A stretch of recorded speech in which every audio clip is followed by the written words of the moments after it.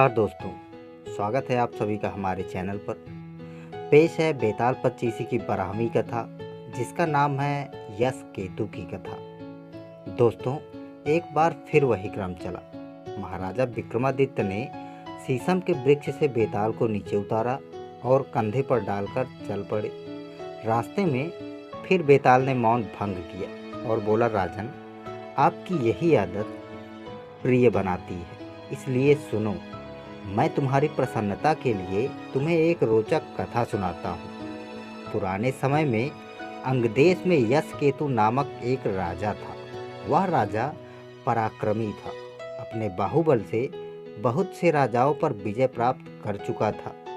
उस राजा का एक मंत्री था जो देवताओं के गुरु बृहस्पति के समान बुद्धिमान था।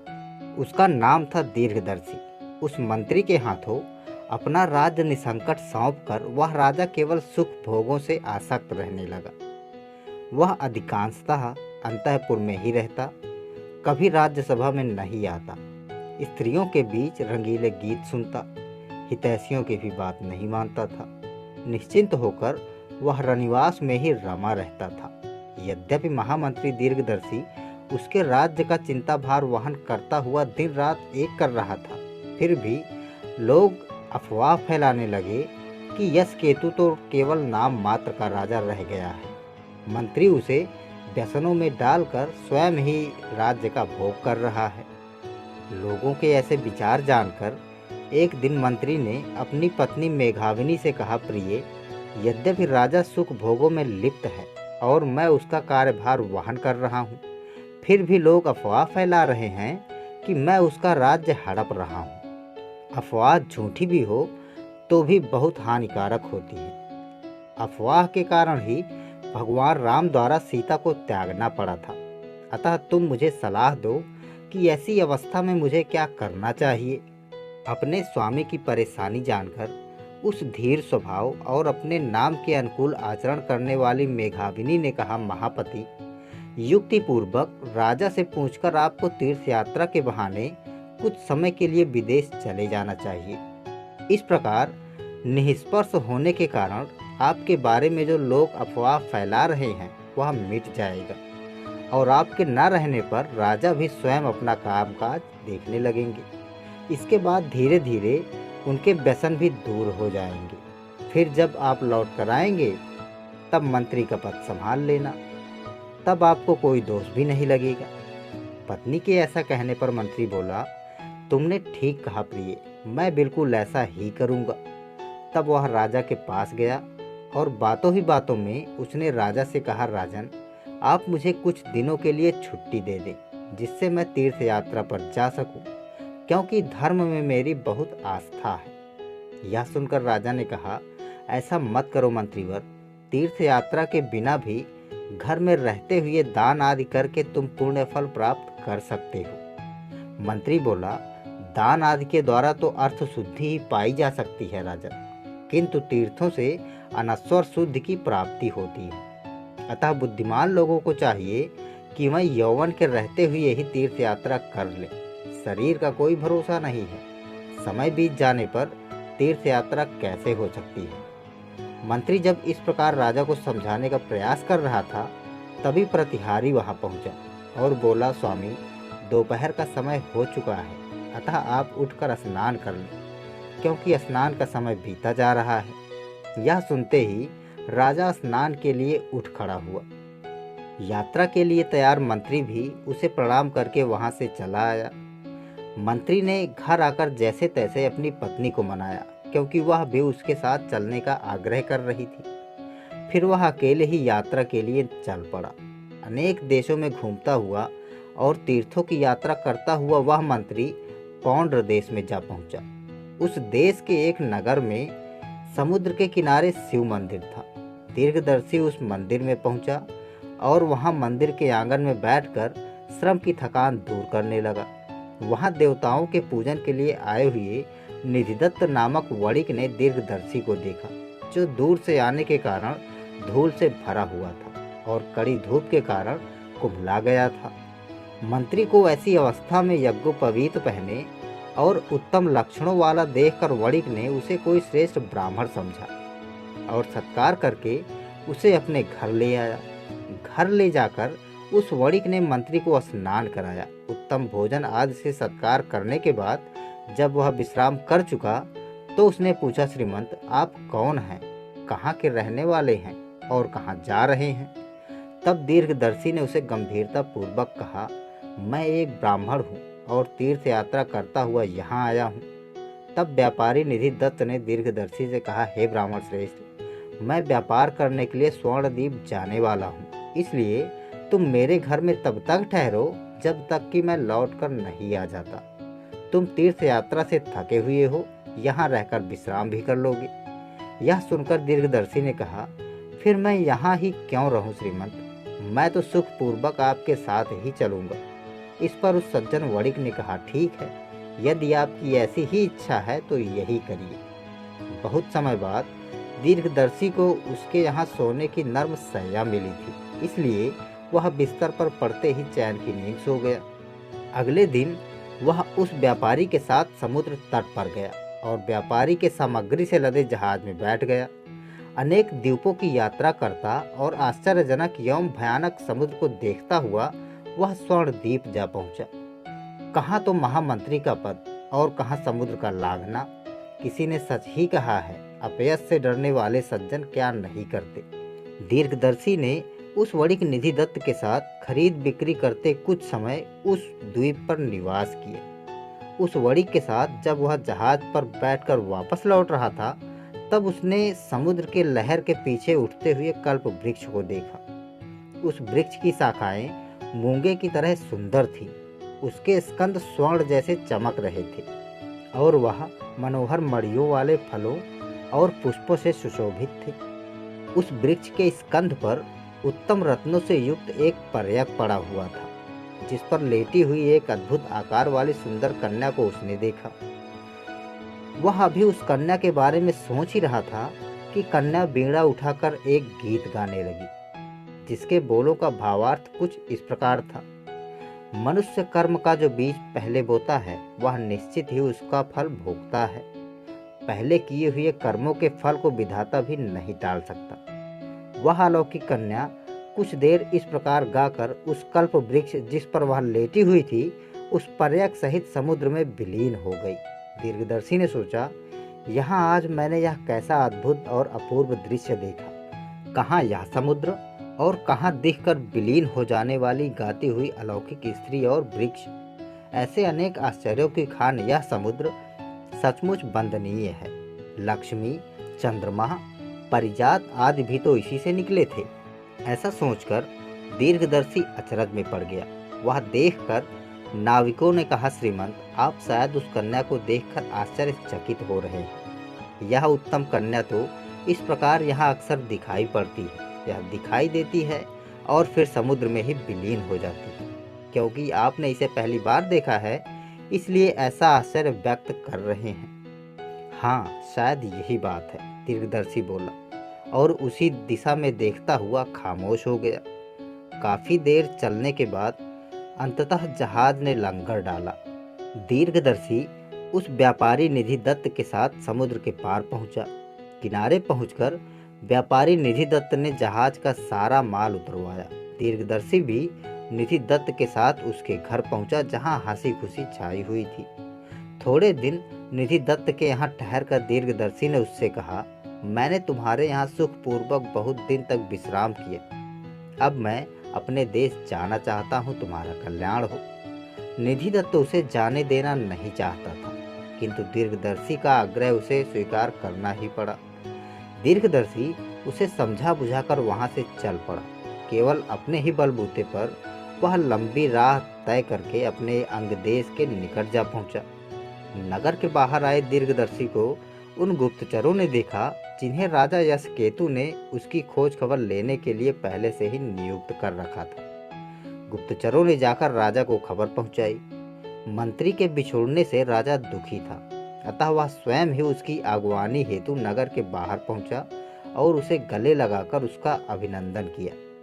दीर्घदर्शी को महल में लाकर राजा ने उसकी यात्रा का वृत्तांत पूछा तो दीर्घदर्शी ने स्वर्णद्वीप तक के मार्ग का सारा वृत्तांत उसे कह सुनाया। इसमें उतराती हुई उस अलौकिक कन्या का भी वृत्तांत उसने राजा को सुनाया, जो अद्वितीय सुंदरी थी और जिसे कल्पवृक्ष पर बैठकर उसने गीत गाते देखा था। उस कन्या के रूप राशि का वृत्तांत सुनकर राजा इस प्रकार कामवश में हो गया कि उसके बिना अब उसे अपना जीवन निष्फल जान पड़ने लगा। उसने मंत्री को एकांत में ले जाकर कहा, उस कन्या को देखे बिना मैं जीवित नहीं रह सकूंगा, अतः मैं तुम्हारे बताए मार्ग से उसके पास जाता हूँ। तुम ना तो इस काम से मुझे रोको और ना ही मेरे साथ चलो। मैं छिपकर अकेला ही वहां जाऊंगा। तुम मेरे राज्य की रक्षा करना, मेरी बात तुम टालना नहीं, अन्यथा मेरे प्राणों से हाथ धोना पड़ेगा। राजा ने अपनी बात के विरोध में मंत्री को कुछ कहने ही नहीं दिया और बहुत दिनों से उत्सुक उसके परिजनों के पास भेज दिया। वहाँ बहुत हंसी खुशी भरे वातावरण के होते हुए भी दीर्घदर्शी उदास ही रहा, क्योंकि स्वामी यदि असाध्य कार्य को तत्पर हो तो मंत्री कैसे खुश रह सकता है। अगले दिन राजा दीर्घदर्शी को अपना राज्यभार सौंपकर रात को तपस्वी का वेश धारण करके नगर से बाहर निकल गए।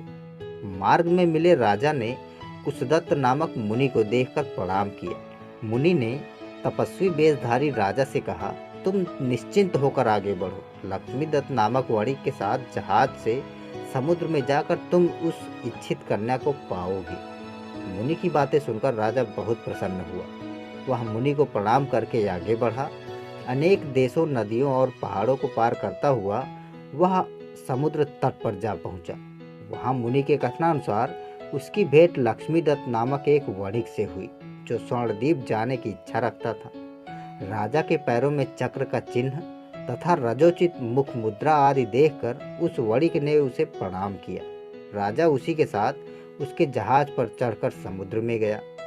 जहाज जब बीच समुद्र पहुंचा तब जल के भीतर से वही कल्पवृक्ष निकला, जिसके स्कंद पर वह कन्या को देखने लगा। इसी बीच वह बीड़ा बजाती हुई यह सुंदर गीत गाने लगी। मनुष्य कर्म का जो बीज पहले बोता है वह निश्चित तौर पर ही उसका फल भोगता है। पहले किए हुए कर्मों के फल को तो विधाता भी नहीं टाल सकता। अतः देवयोग से जिसके लिए जहाँ जो और जैसा होनहार है, उसे वह वहीं उसी प्रकार प्राप्त करने के लिए विवश है, इसमें कोई संदेह नहीं। राजा ने जब उसके द्वारा गाया वह गीत सुना जिसमें भवितव्य का संदेश था, तब वह काम बाड़ों से आहत होकर निस्पंद बना। थोड़ी देर उस कन्या को देखता रहा। अनंतर वह राजा झुककर इस प्रकार समुद्र की स्तुति करने लगा, हे रत्नाकर, तुम्हें नमस्कार है। तुमने इस कन्या को अपने भीतर छिपाकर विष्णु को लक्ष्मी से वंचित किया है। जब तुमने पंखों वाले पर्वतों को आश्रय दिया तब देवता भी तुम्हारा अंत नहीं पा सके। हे देव, मैं आपकी शरण में आया हूँ, मेरी कामना पूरी करो। जब राजा इस प्रकार स्तुति कर रहा था तभी वृक्ष सहित वह कन्या समुद्र में विलीन हो गई। यह देखकर राजा भी उसके पीछे पीछे समुद्र में कूद पड़ा। सज्जन वणिक लक्ष्मीदत्त ने यह देखकर यही समझा कि राजा निश्चय ही मर गया। इस दुख से वह भी देह त्याग को उत्सुक हुआ। उसी समय आकाशवाणी हुई जिसमें उसे इस प्रकार आश्वासन दिया, ऐसा दुस्साहस मत कर। डूबे हुए इस मनुष्य को समुद्र से कोई भय नहीं है। तपस्वी वेशधारी इस राजा का नाम यश केतु है। यह कन्या पूर्व जन्म में इसकी स्त्री थी। यह इसलिए यहाँ आया है। अपनी इस स्त्री को प्राप्त करके यह फिर अंगराज्य को चला जाएगा। यह सुनकर वह व्यापारी अपनी इष्ट सिद्धि के लिए अपने अभीष्ट स्थान की ओर चला गया। उधर डूबे हुए राजा यशकेतु को समुद्र में एक अलौकिक नगर दिखा, जहाँ जगमगाती मड़ियों के खंभे थे, स्वर्ण से दमदमाती दीवारों वाले और मोतियों की जाली से युक्त खिड़कियों वाले प्रासाद थे। वहाँ सरोवर थे जिनकी सीढ़ियाँ अनेक प्रकार की रत्न शिलाओं से बंधी थी और बागीचे भी थे जिनमें कामना पूर्ण करने वाले कल्प वृक्ष थे। इन सब से वह नगर अत्यंत शोभित हो रहा था। राजा ने हर घर में जाकर अपनी प्रिया की खोज की, किंतु वह उसे कहीं नहीं दिखाई दी। तब वह एक ऊंचे मणि भवन पर चढ़ गया और उसका द्वार खोलकर भीतर जा पहुंचा। भीतर उसने एक उत्तम रत्नों वाली पर्यक पर सिर से पांव तक एक चादर ओढ़े किसी को सोते हुए देखा। कहीं यही तो नहीं है, ऐसा सोचते हुए उसने जैसे ही उसके मुंह से चादर हटाई, उसने अपनी मनचाही स्त्री को ही देखा। मुख से चादर हटते ही वह सुंदरी अचकचा उठ बैठी और घबराई हुई नजरों से राजा को देखने लगी। फिर उसने राजा से पूछा, आप कौन हैं और इस अगम्य रसातल में आप कैसे पहुँचे? आपके शरीर पर तो राज चिन्ह अंकित है, फिर आपने यह तपस्वी का वेश क्यों बना रखा है? हे महाभाग, यदि मुझ पर आपकी कृपा हो तो आप मुझे यह बताएं। तब राजा ने अपना परिचय दिया और आने का उद्देश्य भी बता दिया। फिर उसने उस सुंदरी से अपना परिचय देने को कहा तो सुंदरी बोली, हे महाभाग, मैं विद्याधरों के राजा सौभाग्यशाली मृगांक सेन की कन्या मृगांकवती हूँ। मेरे पिता न जाने किस कारण से मुझे इस नगर में अकेली छोड़कर नगरवासियों सहित जाने कहाँ चले गए हैं। इसलिए इस सूनी बस्ती में जी न लगने के कारण मैं समुद्र पर उतरकर यांत्रिक कल्प वृक्ष पर बैठी भवितव्य के गीत गाया करती हूँ। मृगांकवती के ऐसा कहने पर उस मुनि की बातें स्मरण करते हुए राजा ने उसे अपने प्यार भरी बातों से इस तरह से रिझाया कि प्रेमवश होकर उसने उसी समय वीर राजा की पत्नी बनना स्वीकार कर लिया, किंतु साथ ही एक शर्त भी लगा दी। उसने कहा, आर्यपुत्र, प्रत्येक मास में शुक्ल तथा कृष्ण पक्ष की अष्टमी और चतुर्दशी को 4 दिन के लिए मैं आपके पास उपलब्ध नहीं रहूंगी। इन दिनों में मैं जहाँ चाहूँ आप ना तो मुझे रोकेंगे और ना ही कोई प्रश्न पूछेंगे। बोलो, स्वीकार है? हाँ प्रिय, मुझे स्वीकार है। राजा के ऐसा कहने पर अलौकिक कन्या ने उसी समय गंधर्व विधि से विवाह कर लिया। राजा उसके यहाँ रहते हुए दाम्पत्य जीवन का सुख प्राप्त करने लगा। जब कई दिन बीत गए तो एक दिन मृगांकवती ने उससे कहा, आर्यपुत्र, मैंने जिसके बारे में आपसे कहा था वह कृष्ण पक्ष की चतुर्दशी आज है। मैं काम से कहीं बाहर जा रही हूँ, आप यहीं मेरी प्रतीक्षा कीजिए, किंतु स्वामी, यहाँ रहते हुए आप उस स्फटिक के भवन में मत जाना, क्योंकि वहाँ की वादी में गिरते ही आप भूलोक पहुँच जाएंगे। इस प्रकार राजा को समझा बुझाकर वह नगर से बाहर चली गई। राजा के मन में कौतूहल हुआ, इसलिए हाथ में तलवार लेकर वह भी छिपकर उसके पीछे पीछे गया। वहाँ राजा ने आते हुए एक राक्षस को देखा। वह अंधकार की तरह काला था और उसका मुंह ग्वाहर खुला हुआ था, जिससे वह साकार पाताल की भांति जान पड़ता था। उस राक्षस ने घोर गर्जना के साथ झपटकर मृगांकवती को अपने मुंह में डालकर निगल लिया। यह देखकर राजा सहसा क्रोध में जल उठा। उसने कैचुल से निकले हुए सांप के समान अपनी तलवार म्यान से निकाली और दांतों से होंठ दबाकर झपटते हुए उस राक्षस का सिर काट डाला। उस राक्षस के धड़ से निकलते हुए रक्त से राजा की क्रोधाग्नि तो बुझ गई, किंतु पत्नी का वियोग ना सहन हुआ। राजा उसके मोह अंधकार से अंधा सा हो गया। तभी जैसे दिशाओं को प्रकाशित करता हुआ निर्मल चंद्रमा प्रकट होता है, वैसे उस राक्षस में मेघ मलिन शरीर को फाड़ती हुई जीती जागती और अक्षत शरीर वाली मृगांकवती निकल आई। राजा ने आश्चर्य से देखा कि उसका प्रिया संकट को काट आई है। उसने आओ आओ कहते हुए दौड़कर उसका आलिंगन कर लिया। राजा ने जब यह पूछा, प्रिय, यह स्वप्न है या कोई माया?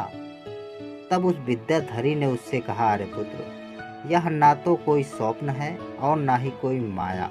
विद्याधरों के राजा, मेरे पिता ने मुझे जो श्राप दिया था यह उसी का परिणाम है। मेरे पिता पहले यहीं रहते थे।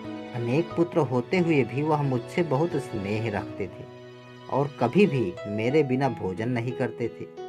शिव के पूजन में रुचि होने के कारण मैं शुक्ल और कृष्ण इन दोनों पक्षों की अष्टमी और चतुर्दशी को इस निर्जन स्थान पर आया करती थी। एक बार मैं चतुर्दशी को यहाँ आई और गौरी पूजन करती हुई ऐसी तल्लीन हो गई कि संयोगवश पूरा दिन बीत गया। उस दिन मेरे पिता ने भूख लगने पर भी कुछ न खाया। मैं मुझ पर बहुत क्रोधित हुई। मुझसे अपराध हो ही गया था। अतः रात होने पर जब मैं सिर झुकाए लौटी तो मेरे पिता ने मुझे श्राप दे डाला। होनी इतनी प्रबल थी कि उसने मेरे प्रति मेरे पिता के स्नेह को नष्ट कर दिया। उन्होंने कहा, जिस प्रकार तुमने मेरी उपेक्षा करके आज मुझे दिन भर भूखा रखा, उसी प्रकार हर माह के केवल अष्टमी और चतुर्दशी तिथियों को जब तुम शिव पूजन के लिए नगर से बाहर जाओगी, कृतांत सत्रांश नाम का राक्षस तुम्हें निकल जाएगा, किंतु तुम बार बार उसका हृदय फाड़कर बाहर जीवित निकल आओगी। तुम यहाँ अकेले ही रहोगी और तुम्हें ना तो मेरे श्राप का स्मरण होगा और न निगले जाने का कष्ट ही। जब मेरे पिता इस प्रकार श्राप दे चुके, तब मैंने अनुनय विनय करके कुछ देर बाद उन्हें प्रसन्न किया। तब उन्होंने ध्यान करके इस प्रकार श्राप से छूटने की बात कही, जब अंग देश का राजा यश केतु तुम्हारा पति बनेगा और तुमको राक्षस के द्वारा निगली हुई देखकर उसे मार डालेगा, तब उसके हृदय को फाड़कर निकली हुई तुम इस श्राप से मुक्त हो जाओगी। तभी तुम्हें इस श्राप का और अपनी सारी विद्याओं का स्मरण हो जाएगा। इस प्रकार श्राप से छुटकारे की बात बतलाकर और मुझे अकेली छोड़कर मेरे पिता भूलोक में निषद पर्वत पर चले गए। तब से मैं श्राप से मोहित होकर वैसा ही करती हुई यहाँ पड़ी थी। आज उस श्राप से मेरा छुटकारा हो गया और मेरी सारी स्मृतियाँ फिर लौट आई हैं। अब मैं निषद पर्वत पर अपने पिता के पास जा रही हूँ। श्राप से मुक्त होने के बाद हम लोग फिर अपनी गति को प्राप्त हो जाते हैं। हम विद्याधरों में ऐसी ही प्रणाली है। आपको इस बात की स्वतंत्रता है कि आप चाहे यहाँ रहें या अपने देश चले जाएं। मृगांकवती के ऐसा कहने पर राजा ने दुखी होकर उससे अनुरोध किया, सुंदरी, तुम मुझ पर कृपा करके सिर्फ 1 सप्ताह और रुक जाओ। हम उद्यान में क्रीड़ाएं करते हुए अपनी उत्सुकताएं दूर करेंगे। उसके बाद तुम अपने पिता के पास चली जाना और मैं अपने देश वापस चला जाऊंगा। राजा की इस बात को मृगांकवती ने स्वीकार कर लिया। तब वह अपनी प्रिया के साथ उद्यानों और बगियों में 6 दिन तक विहार करता रहा। 7वें दिन वह युक्ति पूर्वक अपनी प्रिया को उस भवन में ले गया जहाँ वह वापिका थी, जो भूलोक में पहुँचने वाले यंत्रिका द्वार के समान थी। वहाँ मृगांकवती के गले में हाथ डालकर वह वापी में कूद पड़ा और उसके साथ अपने नगर के उद्यान की वापी में जा उतरा। वहाँ अपनी प्रिया के साथ आए राजा को उद्यान के मालियों ने देखा और प्रसन्न होते हुए उन्होंने मंत्री दीर्घदर्शी को इस बात की सूचना पहुंचाई। अपनी इच्छित स्त्री को साथ लेकर आए राजा के निकट जाकर मंत्री उसके पैरों में गिरा और नगरवासियों के साथ उन्हें आदरपूर्वक महल ले गया। मंत्री ने अपने मन में सोचा, राजा ने इस अलौकिक स्त्री को कैसे प्राप्त कर लिया, जिसे मैंने क्षण मात्र के लिए आकाश में चमकने वाली बिजली के समान देखा था। सच है कि विधाता जिसके ललाट पर जो लिख देता है, वह कितना ही असंभव होने पर भी उसे अवश्य ही प्राप्त कर लेता है। मंत्री जब ऐसा सोच रहा था, तब दूसरे नागरिक भी राजा के वापस आने से प्रसन्न हो रहे थे और उस अलौकिक स्त्री की प्राप्ति के कारण आश्चर्य कर रहे थे। सप्ताह भर का समय कैसे आमोद प्रमोद में बीत गया, राजा और मृगांकवती को पता ही नहीं चला। 7 दिन बाद एकाएक मृगांकवती को अपने पिता के पास जाने की याद आई और उसने विद्याधरों की गति प्राप्त करने की इच्छा प्राप्त की, किंतु अब उसे आकाश में उड़ने की विद्या स्मरण नहीं आई। यह जानकर उसे बहुत दुख हुआ, वह उदास रहने लगी। राजा ने जब उससे उदास रहने का कारण पूछा तो उसने बताया, आर्यपुत्र, शाप से मुक्त होने पर भी मैं इतने दिनों तक तुम्हारी प्रीति के कारण यहाँ रह गई हूँ। इससे अपनी विद्या को भूल गई हूँ और मेरी अलौकिक गति भी नष्ट हो गई है। यह सुनकर यशकेतु बहुत प्रसन्न हुआ। अपनी विद्याधरी पत्नी के हमेशा उसके साथ रहने की कल्पना से उसके मन में आनंद के लड्डू फूटने लगे। अपनी प्रिया को मैं इतने कष्ट उठाकर यहाँ लाया हूँ, अब वह हमेशा यहीं रहेगी, क्योंकि अपनी मायावी शक्तियाँ अब वह भूल चुकी है। राजा ने दीर्घदर्शी को बताया। यह सुनकर दीर्घदर्शी अपने घर आया और उसी रात सोते समय हृदय फट जाने से उसकी मृत्यु हो गई। दीर्घदर्शी की मृत्यु से राजा को बहुत शोक हुआ, किंतु समय बहुत बलवान होता है, वह भारी से भारी शोक को धीरे धीरे समाप्त कर देता है। राजा भी दीर्घदर्शी की मृत्यु का गम भूलता गया और मृगांकवती के साथ रहकर बहुत दिनों तक राजकाज चलाता रहा। यह कथा सुनाकर विक्रम के कंधे पर बैठकर बेताल ने उससे पूछा, राजन, अब तुम यह बतलाओ कि राजा यशकेतु का वैसा अभ्युदय होने पर भी उसके महामंत्री दीर्घदर्शी का हृदय क्यों विदीर्ण हो गया?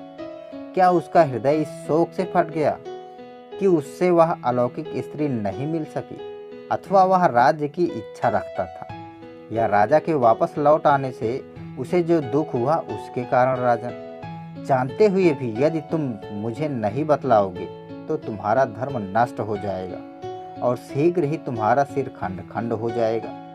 यह सुनकर राजा विक्रमादित्य ने बेताल से कहा, हे महाभाग, उत्तम चरित्र वाले उस मंत्री श्रेष्ठ के लिए इन दोनों में से कोई भी बात उचित नहीं जान पड़ती। इसके विपरीत उसने यह सोचा होगा कि राजा ने केवल साधारण स्त्री में लिप्त होकर राज्य की उपेक्षा की थी।